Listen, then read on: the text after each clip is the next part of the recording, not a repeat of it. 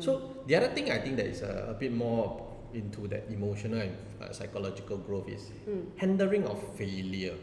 I mean, of course, we want to always tell people failure is a natural part of growth, natural part of independence, you know. But again, But it's hard. It's a hard pill to swallow, right? it's happy to swallow. I mean, when you see yourself having setbacks as a parent, do you see it as a natural part of growth? I think that's very important. But I'm pretty sure for young adults they take it quite hard these days also. At the same time, so as a parent, what do you think? What can we do as a parent or as a caregiver rather than say, it's a defeat, you know? Yeah.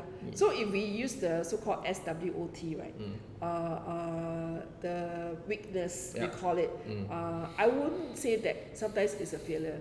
From there, what do we learn that we can turn it around to be an opportunity? What have we learned from this? Yeah. Actually, one wise man actually shared a liner with me. Sometimes we don't have to learn from our own mistakes. Yep. We learn from others' mistakes. And then we try not to do the same mistake. Okay. Doesn't mean that I learn Must from make my no own mistake. mistake. Yeah, that's a very old cliche statement. No, I would say learn from other people's mistakes. And of course, after that, when you learn from it, you say, oh, we try to avoid the same pitfalls. Yeah, because if not, how many mistakes you're going to make? It will also impact on your self-image and your confidence. Confirm it will affect. I would say it won't. So it's more like when we make a bad move, a wrong decision, how can we recover from it? Or how can we rectify it to be an opportunity or to do better? So if we have that positive mindset, that's what is in school nowadays and even the community, they say growth mindset. Growth mindset is about, even if I make a mistake, actually the word failure is not in my vocabulary. Honestly, Sean, I seldom have the word failure. Yeah. Because I see as, if I could share, honestly, I see it as always as opportunity. For growth? Yes, for growth. Or let's say you say that after you evaluate, probably I'm not good at that. Then I don't do this. Can I get somebody to help me? Okay. Yeah. It doesn't have to be all done by myself, isn't it? The humility to say that, hey, I need help. For example, like even doing today's session, I'm sure I asked you a lot, hey Sean, how do I do this? How do I do that? What are some of the things that we could do, position. So getting all the information first to increase my confidence in doing this, correct? Because there's always, like for the young adult, that we parents are coaching or guiding, there's a lot of first time. Yeah. But it's about trying the first time with certain questions. Take the first step. Preparation work, and then as we go along the way, even like we were first time driving, right? That's some back to the analogy of a car. We are always a new driver first. Nobody gets behind. We're like, I'm a seasoned driver. So when I'm a new driver, how do I learn along the way to be a better driver? So it's the same for life. When the child turns 21, 22, 23, she gets better at the job, at making decisions, and then you as a parent start relaxing. Start relaxing, so that when one day really when the adult child leave your nest, leave your house, you don't need panic, right? Yeah, you don't panic. You are ready to really let go, and then you have your own life to live. I think that's why we call the empty nest. I think then again like that, we during this time that we talk about all this, then we hear a lot of the parent helping the young adult child to develop essential skills already. Correct. The essential skills to use money, the essential skills to make good decisions, the essential skills to manage growth opportunities. Okay. What else do you think they can support? How else do you think the parents can support? I think that we have covered quite a fair bit. I don't think we can cover every situation. So I think most welcome if you can come in with some scenarios for us. That's why we talk about whether if for the viewers they have some teething issues they struggle with, then they don't want to be making comments in the YouTube because it's quite public.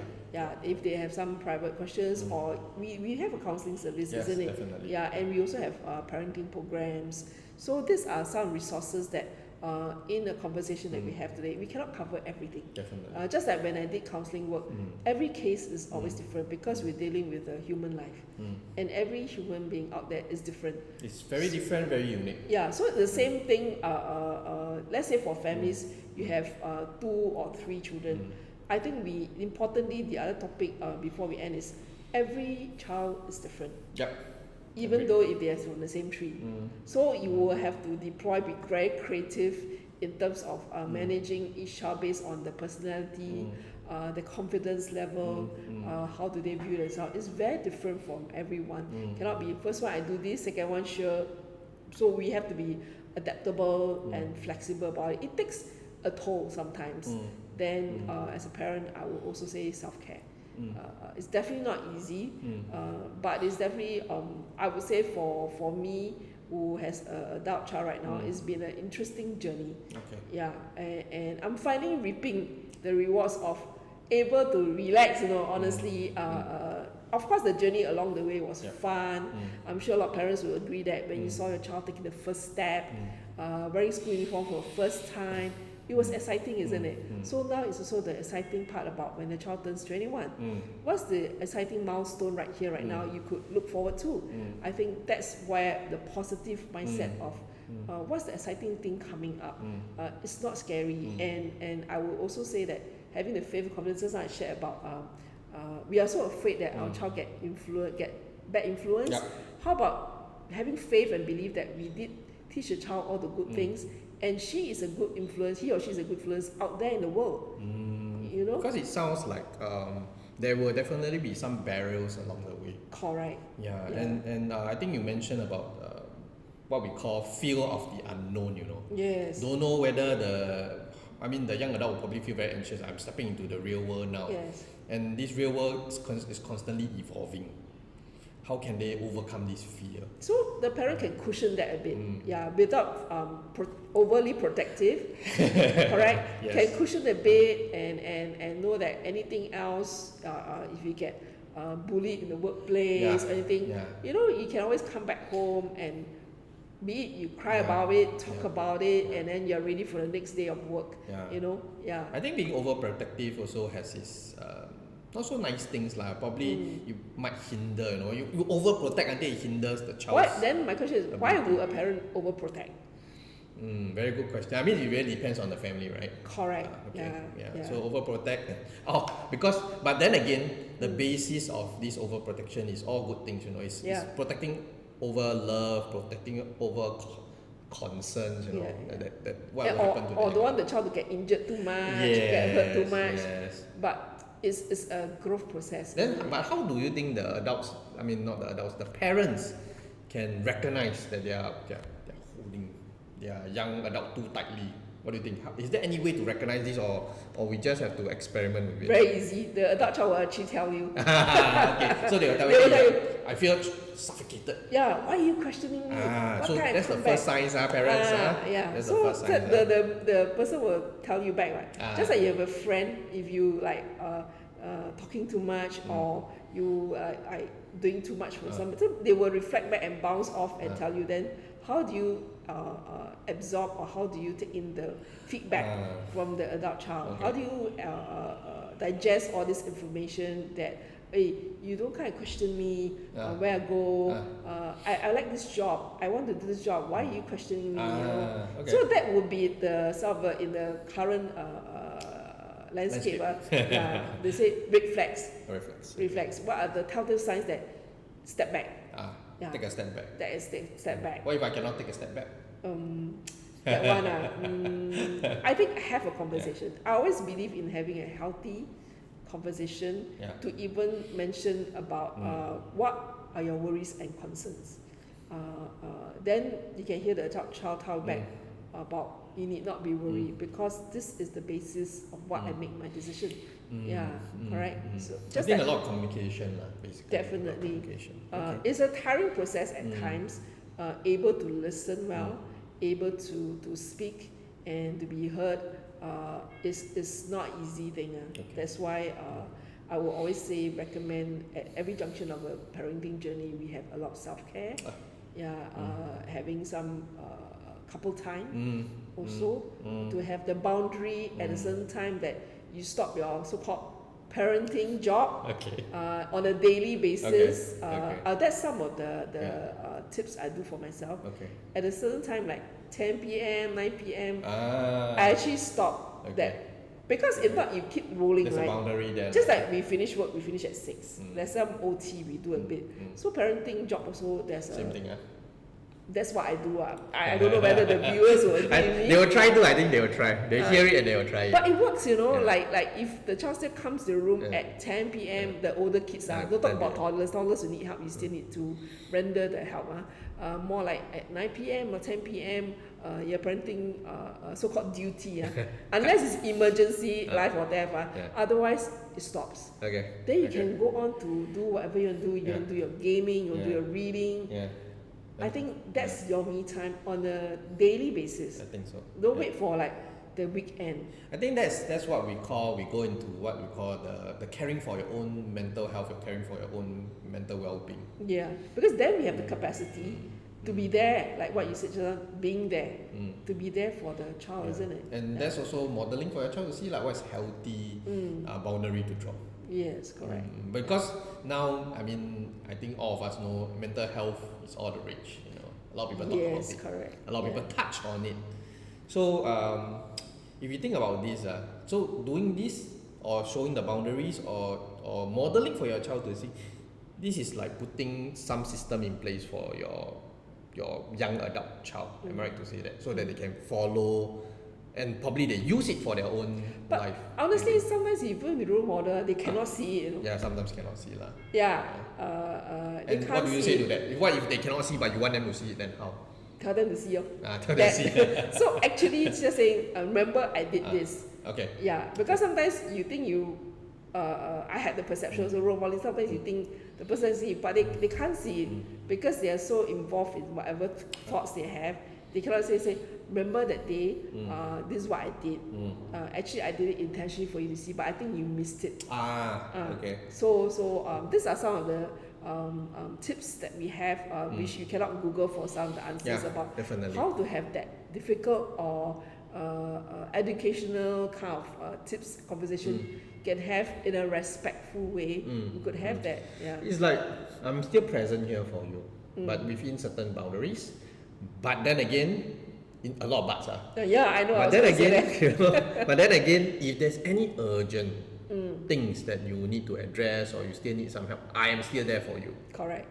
I think that one is very important because some young adults don't know their parents are there for them. All right, okay, it sounds good actually. Yeah, because after you do that often enough, everybody in the family knows, are aware that mommy sort of or daddy switch off the light at switch off, not like physical light, switch off from the parenting function at 9 p.m. I mean, the times is really up to you to set based on how much time you need to wind down, to relax for the day, so that you are fresh and top up for the next day, isn't it? For the child, be it a teenager or like what we're talking about today is 21 to 25 years old, so that you never know when the next day comes on the horizon. What are the things? If you are not filled up or at least 85% there to have the capacity, how are you going to manage? It's the same when we go to work. How do we manage? So you never know in the family what are some things that will happen. Then you must be ready for it, isn't it? To being there for them. So I think that's very important. So it becomes a known fact. Yeah. They initially maybe people will grumble, but when you get into it, the momentum, they'll know, hey, my shop closes at what time. If I give a very funny analogy, it closes at what time, you know? Yeah. Okay, sounds great. So we've spoken a lot about this, but if you all want more information, please put in the comments. Yes. Then Correct. we can always bring Marie back and have another new set of conversations. Well, I hope it's been helpful. Yeah. So, but okay, Marie, just in case, Yeah, sure. if they miss out anything that we talk, what do you think is one essential piece of takeaway that our parents or even the young adults that's listening to this can get out of this conversation that we just had? That means one tip, is it? One tip. If I end up like in a nutshell, I think have a good relationship. Have a good relationship. just like you will have with your friends. Have a good relationship with your parents. Okay. Have a good relationship with your child. Because you will go a long way, be it good or bad, up or down, whatever itself. You are there for each other. Okay. Yeah. And Okay. also enjoy the journey. Yeah. Because at every junction, I read stories about suddenly the parent is gone, or suddenly the child is gone. Then what are the memories? So I would say in a nutshell, the friendship, the relationship, and what are the memories that you have formed with each other that will also reinforce relationship when it's going through some turmoil. Okay. That I remember mom for this, I remember dad for this, I remember my child for this. So that when all things starts crumbling, that good memory Is there. will form the foundation to hold it and hold the glue together that we were good, and this has to be the bedrock and the foundation to hold it together. You know why I'm saying this is because I've also gone through a grief and loss of a parent. It's the good memories I had. Be it a nice food that he cooked, be it when I injured my ankle, he carried me on a piggy bag. You know, these are good memories. Or there. Yeah, it's there. So have that kind of relationship. Okay, so we've heard your takeaway, Marie. Yes. So I think that was very, very helpful. I think also very personal. So thank you for sharing with us that one. For me, I think the main takeaway would probably be, in the end of the day, anything can you stop one, can communicate about it. Yes, I correct. think nothing cannot be spoken about. I think it's how we react to it that's very important. So then with that takeaway, I think we want to say thank you for you being here with us today. Oh, it's my pleasure. Yeah, and giving us part of your story and your many, many years of experience. That's really, really important to make this conversation much more fulfilling. Oh, okay. So we hope that you join us again for other subsequent podcasts also. Yeah, definitely. Okay. So I also want to hear the comments. Yeah. If any comments are positive or not so positive, let us know. I think it's important to hear from the ground. Yes. What are the topics they want to hear? You talk about not just. Can I say not just on parenting? Yeah, definitely can. Yeah, because I think two of us also have a lot of experience in terms of counselling from the many of cases that we have done over the years, over our career. So I think even here right now we're having this conversation. The topic is interesting, I would hope, because the transition is definitely not simple. I would acknowledge that. Yep. We've been through that as well. So it's just that now the landscape is very different for young adults, and there's a lot of social media involvement. How do they view themselves compared to not just their neighbor or the friends, but the world? I think that's the huge difference right now versus when we didn't have handphone and social media. Definitely. So the decision making about the use of media, which probably if you want another topic on that, because I saw even the recommendations how to get is it toddlers or young children to have limited screen time. Yes. I'm sure a lot of people cover that topic. That's why we actually were exchanging ideas what topics to cover. Of course, that one can be a different take altogether. Yep. Yeah, you can have parents, just like I was thinking, when we didn't have handphones, what did we do? That's another topic altogether if you want to know. Yeah, so don't take too much. Don't give too much information. Oh yeah, I know. Let them be the one who give us ideas. Yeah, give us the ideas. Yeah, definitely. We want them to participate with us. So put down in the comments if you have any new topics that you want us to talk about. Correct. Or don't have to be new topics. Can be old topics that you feel need to go more in depth and want some perspective also at the same time. Correct. Okay, so we've come to the end of our podcast today. So we want to say goodbye to our audience this On The Run podcast, and we will see you all around again in the next Join us for the next one. episode. All right. Thank you so much.